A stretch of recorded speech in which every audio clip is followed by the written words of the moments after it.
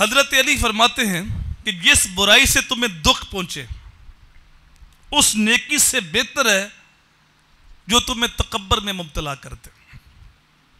اگر غلطی ہو گئی تو انسان دکھی ہو جائے، پریشان ہو جائے، شرمندہ ہو جائے.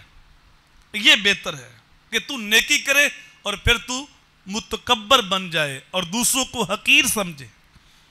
بعض اوقات ہوتا ہے کہ نیکی کا جو غرور ہوتا ہے نا، وہ بندے کو برباد کر دیتا. وہ دوسروں کو کیڑا مکوڑا سمجھتا ہے، دوسروں کو حقیر سمجھتا. تو وہ جو حقارت ہوتی ہے نا، کسی کو حقیر سمجھنا، یہ بندے کو برباد کر دیتا. ہو سکتا ہے اللہ کی نظر میں وہ بہتر ہو. بعض اوقات ہوتا ہے کہ انسان 5 وقت نماز پڑھنے لگ جاتا ہے تو جو نہیں پڑھتے ان کو حقیر سمجھ رہا ہوتا ہے، حالانکہ ایسا نہیں. اس کو شکر ادا کرنا چاہیے کہ مالک تو نے مجھے توفیق عطا فرمائی. باقی کو توفیق نہیں ملی، اگر تجھے توفیق مل گئی تو اس پہ شکر ادا کرے. واصف علی واصف نے بڑی خوبصورت بات کی تھی.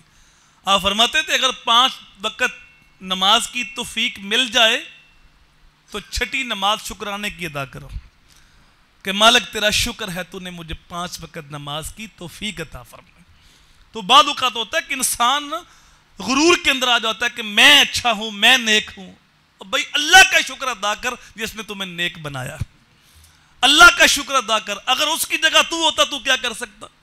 میری توفیق بھی تیرے کرم کا صدقہ، یہ قدم اٹھتے نہیں اٹھائے جاتے.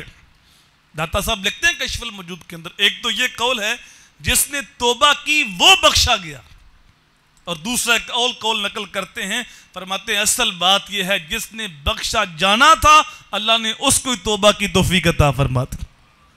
تو اگر توفیق مل جائے اچھائی کی تو اس پہ اللہ کا شکر ادا کرنا چاہیے. تو فرمایا وہ گناہ جو تمہیں پریشان کر دے اس نیکی سے بہتر ہے جو تمہیں تکبر کے اندر مبتلا کرتے.